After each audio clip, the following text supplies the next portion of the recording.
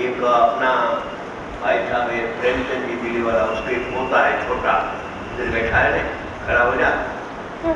क्या आया है शास्त्र में, बोल। નિષ્ઠાના વડે જે નિરૂપણ કર્યું હોય તેને તો સત્યાત્માને તેને સિદ્ધાંત અંગીકાર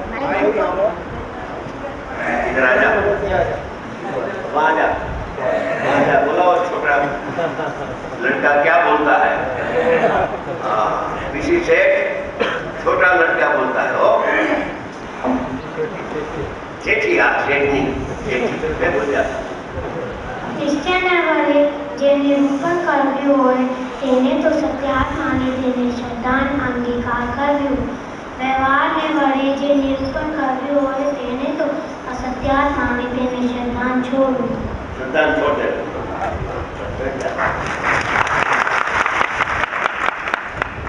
ये सोनेरी वाक्य है, सोनेरी रडुमल साहब का ज्ञानी, निकट भवी धर्मात्मा था, अल्पकाल में मुक्ति होने वाली, उसमें शंका नहीं।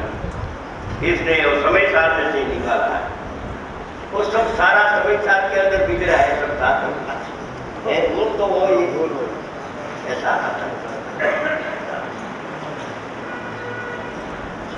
व्यवहार नहीं से जितना निरूपण है शास्त्र में आगम में हो, वो सब असत्यार्थ जानकर मानकर उसका श्रद्धांत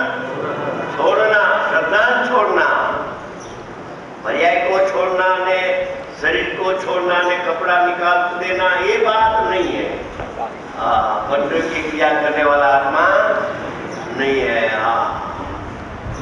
उसका श्रद्धांत छोड़ दे, जितना कथन व्यवहार का है। और निश्चय नहीं से जो निरूपण किया है सत्यार्थ मानकर उसका श्रद्धांत अंगीकार करना।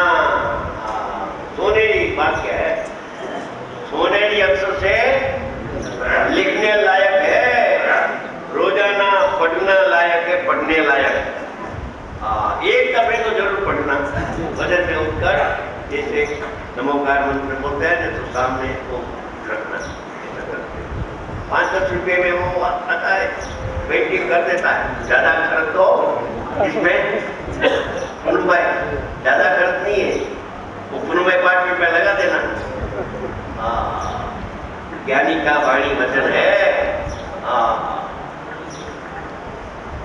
मगर व्यवहार का वचन सत्य लगा और निश्चय का वचन झूठा, एकांत से निश्चय बात हो जाएगा। ऐसा है, ऐसा। देखो માંડ વાણી આવી જ્ઞાનીની। અમારા દેશમાં એક કહેવત છે કે જ્યારે ઓલી પીલુડી પાકે કઈ દાણા ત્યારે એનું મોઢું આવી જાય એટલે ખાવાવાળું, એવું કઈ કહે છે। રોગ આ જાવે કે પાક થયો બરાબર ખાવાનો ટાઈમ, અહીંયા રોગ આવી ગયો, એમ ત્યાં બરાબર ટાઈમ પાક્યો ભેદના નો અનુભવ નો। निश्चय का तो एकांत है, वो तो निश्चयवासी सब बन गया है। अरे सब बन गया है तो बनने दो, तेरा काम क्या है। दूसरा आगम को मर्म न समझे निश्चयवासी हो जाए तो जवाबदारी गुरुदेव की नहीं है, अपनी प्रज्ञा का दोष है, वो विपरीत मानता है। शास्त्र का दोष बिल्कुल नहीं है, आगम का दोष नहीं है, तेरा दोष है। तने वांचवा ना આવ્યો, તને અર્થ કાઢતા ના આવ્યો, એનો ભાવાર્થ તને સમજતા ના આવ્યો, તો શ્રી ગુરુ શું કરે એમાં? श्री गुरु का दोष नहीं है, तेरी प्रज्ञा का दोष है।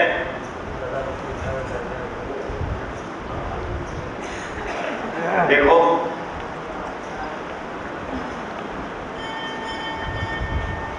पर पदार्थ के ऐसा करना में व्यवहार है, ऐसी बात है। नियोग के आकार आगे, नियोग का आकार अर्थात नियोग के विशेष ज्ञान है, उसका जैसा जैसा प्रतिबल का भाव है विशेष पर्याय, उनके ज्ञान में झलक आती है, उनके यानी ज्ञान की पर्याय में झलक आती है, प्रतिभाग होता है, प्रतिबिंब होता है। प्रतिबिंब का निषेध नहीं है, प्रतिभाग का निषेध नहीं है, क्योंकि इधर स्वच्छता है उधर ज्ञत्व है, तो जानने में आ जाए, जानता नहीं है जनित जाता है। उनके ज्ञान में झलक आते हुए अर्थात उस संबंधी अपना ज्ञान, उस संबंधी अपना ज्ञान जो ये प्रतिभास होता है, ऐसा अपना ज्ञान कि जो ज्ञान में आत्मा जानने में आता है, अपने अपने में अपने से परिणमता है, वह ज्ञान ज्ञाकार दिखता है। देखो ज्ञाकार ज्ञानનો આવિર્ભાવ થાય છે ત્યારે સામાન્ય જ્ઞાનનો તિરોભાવ, જ્યારે મને જ્ઞેય જણાય છે, મને મારું જ્ઞાન આત્મા જણાતું નથી, उसका नाम अज्ञान है। मेरे को पर जानने में आता है, स्व जानने में आता नहीं है, तो उसका नाम अज्ञान है। इसका शास्त्रीय भाषा ऐसी है कि ज्ञाकार ज्ञान का आविर्भाव, एक का संबंध वाली जो ज्ञान की पर्याय अर्थात इंद्रिय ज्ञान, उसका आविर्भाव होता है, प्रकट होता है। तो सामाजिक ज्ञान आत्मा को प्रतीत करने वाली अतीन्द्रिय ज्ञान निर्मूत हो जाती है, उत्पन्न होती नहीं, उसका नाम ज्ञान है। उनके ज्ञान में झलक आते हैं। इतना तो ऐसा मानता है कि ज्ञान एक ही प्रकार का होता है, ज्ञान दो प्रकार का नहीं होता, ज्ञान दो प्रकार का ही होता है, एक अतीन्द्रिय ज्ञान और एक अज्ञानी के पास एक प्रकार का ज्ञान है, साधक के पास दो प्रकार का ज्ञान है, और परमात्मा के पास एक प्रकार का ज्ञान है, अतीन्द्रिय है वहां। तो इंद्रिय ज्ञान जो स्वभाव तो निकले नहीं, सिद्ध में इंद्रिय ज्ञान होना चाहिए। उनके ज्ञान में झलक आते हैं, अर्थात उस संबंधी अपना ज्ञान अपने में अपने से परिणमता है, पर से नहीं, पर है तो परिणमता है। शास्त्र है तो आत्मज्ञान होता है, ऐसा नहीं। हाँ, शास्त्र की हाजिरी में आत्मा ज्ञान होता है, तो कहा जाता है कि शास्त्र से ज्ञान होता है, हुआ है, ऐसा कहा जाता है। वह ज्ञान ज्ञाकार दिखता है, वह ज्ञान है तो ज्ञानाकार, ये का संबंध वाला लुप्त, उसको कहता है ये लुप्त, ये में आसक्त हो गया, मेरे को ज्ञेय जानने में आता है, वो ज्ञेय लुप्त, ज्ञेय में आसक्त अज्ञानी हो गया। वह ज्ञान ज्ञाकार दिखता है, ऐसा कहा तो भी, कहने में आवे तो भी ज्ञाकार हुआ नहीं है। ज्ञान में प्रतिभास हुआ तो ज्ञान क्या ज्ञेय रूप होता है, और ज्ञेय का आकार है, उस रूप परिणमता है, क्या आत्मा रूप परिणमता है? वो ज्ञानाकारी है, ज्ञाकार हुआ नहीं।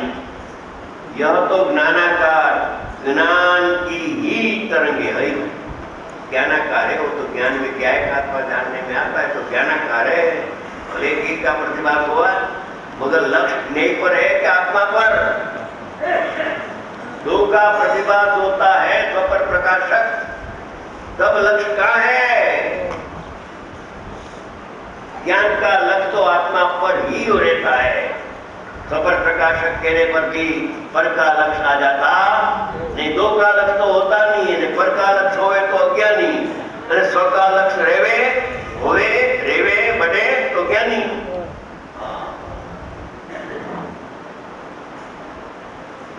स्वपर प्रकाशक में तकलीफ हो गई, स्व और दो जानने में आता है। इसकी क्या हुआ कि मेरा लक्ष्य दो पर गया, दो पर लक्ष्य जानने वाला है ही नहीं। कहाँ तो पर का लक्ष्य होता है, कहाँ तो स्व का लक्ष्य होता है। आश्रय एक का है, दो का आश्रय कभी होता नहीं है। इंद्रिय ज्ञान पर का आश्रय लेते हो तो इंद्रिय ज्ञान हो गया, और अतीन्द्रिय ज्ञान आत्मा को आश्रय लेता है। ज्ञानी तो जुदा है, साधक होने से ज्ञान का दो भाग हो जाता है, एक अतीन्द्रिय ज्ञान और एक इंद्रिय ज्ञान। कोई तकलीफ है, एक ज्ञान की पर्याय में, जैसे ज्ञान की पर्याय में दो भाग है, ऐसे ज्ञान की पर्याय में भी दो भाग हो जाता है। यह तो ज्ञानाकार, ज्ञान की ही तरंग है, वो तो ज्ञान का ही कलोल है, ज्ञान की पर्याय है। जानन जानन जानन जानन, तीन दफे जानन जानन और जानन, करता करता करता, ऐसा लिखा नहीं है ही नहीं, कहां से लिखे? अज्ञानी को ऐसा थोड़ा कर्ता की बात करो, एक ही लिया, जानना नहीं, जब पूरी करने के बाद गंध हो गई अंदर में कर्ता बुद्धि की। आत्मा केवल करता ज्ञाता है, उसकी दृष्टि में राग